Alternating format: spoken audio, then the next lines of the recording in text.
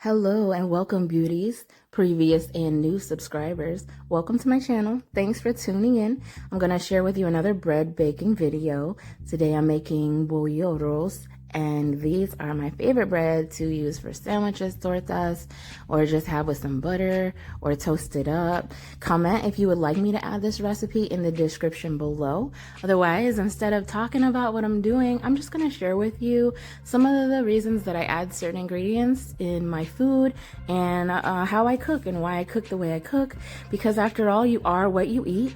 And just as everything holds energy, so does the food that we eat. And what we eat, we become. And I fully believe this. If you can consume unhappy animals or stressful animals or angry animals, then if we in turn eat that, we absorb that stress and that unhappy energy. So if the cook has a meltdown or they're angry or they're mad, the food served is kind of spiritually contaminated at that point. And you want to serve your guests the best food, the best flavor, and with the best intention. And if this is a passion of yours that you love cooking, then you should be mindful while you're cooking and concentrate on the ingredients, concentrate on what you're doing, how you're adding things, the feel of it, the smell of it. It is literally kind of an obsession to be really involved in what I'm making. I am a full believer of that whole saying, cooked with love. It really resonates with me and repeats in my mind over and over again, because a chef who's happy and they're enjoying preparing their food and they're putting all that love and they're mindful and their mental is good and everything and their overall well-being is in a good state of mind, then when you eat this food, not only is it going to taste good, it's going to make you feel good. It's going to make you feel warm. It's going to make you feel fuzzy. Energy is constant. It doesn't get destroyed. It's only transferred. So it could be good, it could be bad. But in any case, that energy comes through in anything and everything that we eat. It all reminds me of one of my favorite movies from high school. Shout out to all my fellow 2000 high school graduates. Hey, turn up. But it was called Simply Irresistible, and it was when Sarah Michelle Gellar was really popular. So she starred in it, and she was a chef, and she cooked and baked, and anytime she was preparing the food, if she was crying or sad or mad, whoever ate that dish would cry or be mad or, jealous or whatever. And it was really funny, but also, you know what I'm saying? Like, that's for real. I believe that. So there's a scene where there's, I think, a food critic, and he tells her, when the right ingredients combine, magic can happen. And I stick to that, because not only are you giving people that good nutrition that they need in a healthy, balanced diet, but you're giving them the medicinal and herbal benefits of the spices and aromatics that you're putting in your food. And maybe you aren't really big on aromatics or spices and herbs in your food, but what better chance to start than now and try your own thing, experiment with flavors, then, look things up. Make things into teas even. Instead of putting in your food, you can have different kind of teas or decoctions, and you can have individual flavors and herbs for those individual benefits, or you have like literally a plethora of different combinations to create a different variety of different herbal teas that are going to give you a very good health benefit while you're drinking them. So now, with all of that being said, some of the herbs and spices that I use in this recipe were basil, thyme, oregano, chili powder, cumin, and Himalayan salt. Himalayan salt's actually really good for removing bacteria, and it helps detoxify your body because it is filled with minerals. And of course, I'm just skimming over the surface of some of the benefits of these. There's so many more, but cumin also helps fight bacteria. It's a great antioxidant, anti-inflammatory. Chili powder is heart friendly, believe it or not, and it reduces bad cholesterol. It's filled with vitamin C, so it's really overall good for your immune system. And for the herbs, oregano, that is also another one that fights bacteria. And believe it or not, I mean, a lot of natural herbs and spices, they're really good for just overall gut health in general. So that's something to always look up and look into. But oregano, so it helps relieve inflammation. That one helps regulate your blood sugar. It's good for indigestion, and it's just an overall good boost to your health.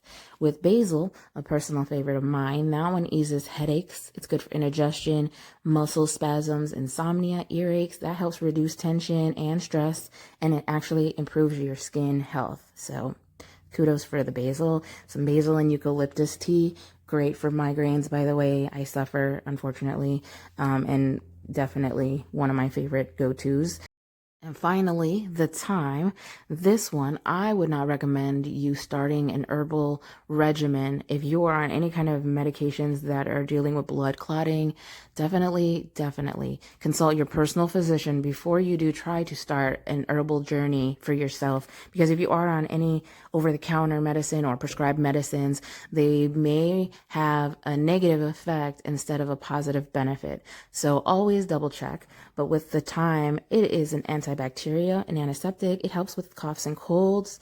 So this one's good for when you're not feeling well and you're under the weather, and it's good tea remedy. But like I said, always double check first. You want to make sure you're staying healthy. And if you're on anything prior, you do want to make sure nothing is going to coincide with the things that you're already taking. So for me, the older and wiser I get, cooking and preparing food from scratch, locally sourced, fresh herbs and spices, it's definitely become something that I do incorporate to have a healthy lifestyle in general.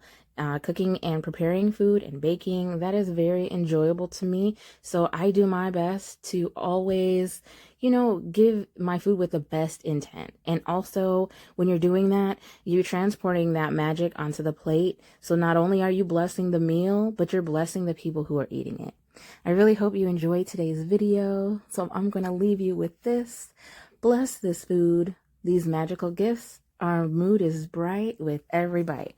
It sounds funny, but hey, I like to rhyme and say these little things when you're cooking. It's only gonna make you feel better, smile, and know that you're putting love in every bite of your dish or whatever else you're making.